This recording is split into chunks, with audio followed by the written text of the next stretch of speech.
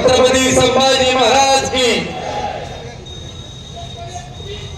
विजय असो। सकाळी 11 वाजल्यापासून आपण सर्वजण समोर बसलेले शेतकरी बांधव, दूध उत्पादक, दूध घेणारे, व्यासपीठावर उपस्थित असणारे सर्व पक्षीय नेते मंडळी, ज्यांनी आपल्या भावना व्यक्त केल्या, ते ज्यांना आपल्या भावना व्यक्त करता आल्या नाहीत त्यांची देखील आम्ही दिलगिरी व्यक्त करतो। पत्रकार बंधू भगिनी, तरुण सहकारी मित्रांनो, 12 ज्योतिर्लिंगापैकी एक असणाऱ्या श्री क्षेत्र भीमाशंकरची ही भूमी छत्रपती शिवरायांची, संत माऊलींची, तुकाराम महाराजांची, आणि या भूमीला त्यावेळी भेसळयुक्त म्हणून आंबेगाव तालुका असेल, शिरूर असेल, जुन्नर असेल, खेड असेल, याचा उल्लेख राज्यामध्ये, देशामध्ये ज्यावेळी जातो त्यावेळी तुमची आमची मान ही शर्मेने त्या ठिकाणी खाली घालावं लागते।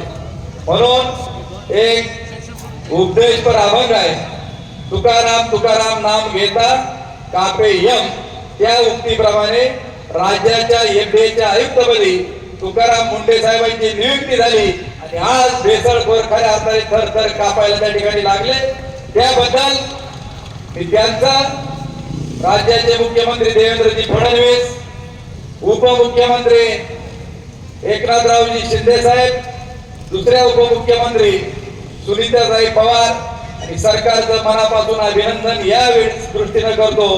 की तुम्ही खऱ्या अर्थानं टीएन शेषननी जसं निवडणुकीची आचारसंहिता काय असते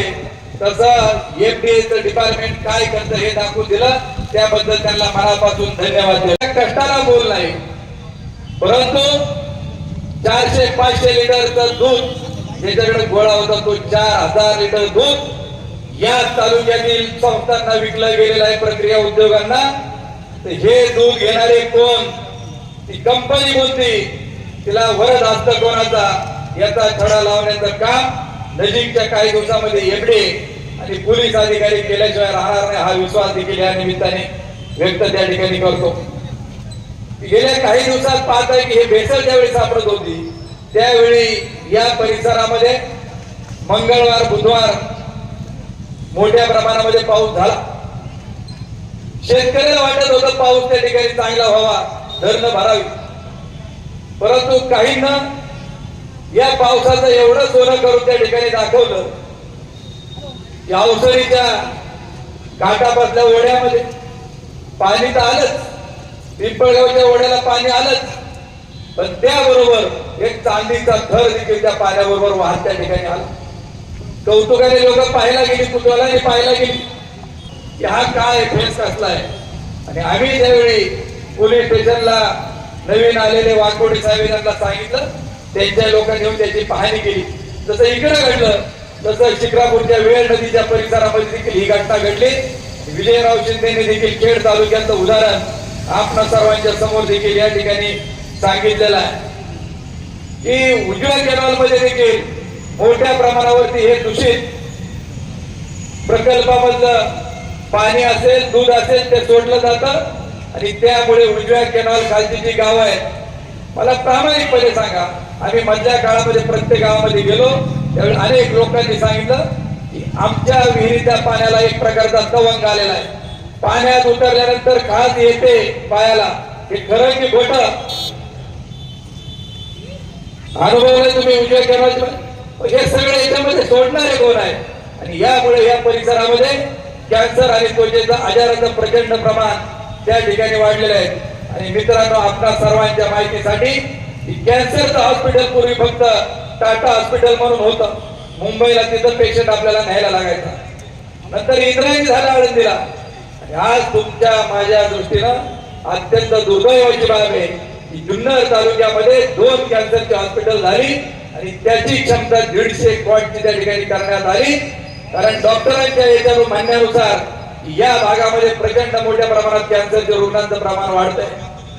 महात्मा फुले कृषी विद्यापीठ आणि महाराष्ट्र सरकारने एक निर्णय घेतला की घोडच्या जीएमआरटी पासून 5 किलोमीटरच्या अंतरामधले 5 गावं त्यांनी आता निवडत आहेत आणि त्या गावामध्ये 10 शेतकऱ्यांची निवड होऊन सरकार आणि शेतकऱ्यांच्या सहभागाने कॅन्सरला घातक द्रव्ये ती सोडून जी औषध आहेत ते सोडून आपल्याला या ठिकाणी ट्रायल बेस वरती शेतीमाल पिकवायचा आहे आणि ते आपल्याला सिद्ध करून दाखवायचं आहे की असा जर माल आपण पिकवला तर या परिसरामध्ये कॅन्सरचं प्रमाण घटेल आणि म्हणून या परिसरातले जे नदीच्या पाण्याचे नमुने ते देखील दूषित असल्याचं विद्यापीठाच्या निष्कर्षामध्ये त्या ठिकाणी जाणवत आहे आणि त्याच्या माध्यमातून आरोपींची नावं ज्या दूध डेऱ्या आहेत संकलन करणाऱ्या त्यांची नावं प्रकर्षित झाली परंतु जो माल जप्त झालेला आहे त्याच्यामध्ये आपल्या तालुक्यामध्ये परमिट पावडर जी आहे ती देखील जप्त करण्यात आलेली आहे आणि मला या तालुक्यातील प्रक्रिया करणाऱ्या संस्थांना देखील या निमित्ताने सांगायचे की तुम्ही जर म्हणत असाल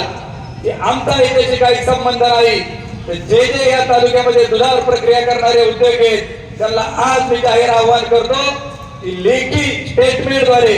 किंवा त्यांनी मीडिया समोर प्रेस कॉन्फरन्स मध्ये सांगावं की जेवढे हे भेसळखोर आहेत यांचं एकाच देखील एक थेंब दूध आम्ही घेतलेलं नाही हे त्यांनी जाहीर जनतेसमोर त्या ठिकाणी सांगावं कारण जे पंचनामे जे जात घेतले जातात जे बँक ट्रान्झॅक्शन झालेले आहेत पैशाची त्याच्यामध्ये सरळ आलेले या आरोपींनी कबूलदारी दिलेले आहेत की आम्ही यांना दूध त्या ठिकाणी विकलेलं आहे ते नदीचं जे चार्जशीट दाखल होईल त्याच्यामध्ये सगळ्या आकडेवारी आणि एफडीए देखील प्रेसच्या माध्यमातून आपल्या सर्वांना दिल्याशिवाय राहणार नाही। आपण पाहत आहात तेज तुफान न्यूज, न्यायिक व निर्भीड बातम्यांचे सर्वांचे आवडते नेटवर्क।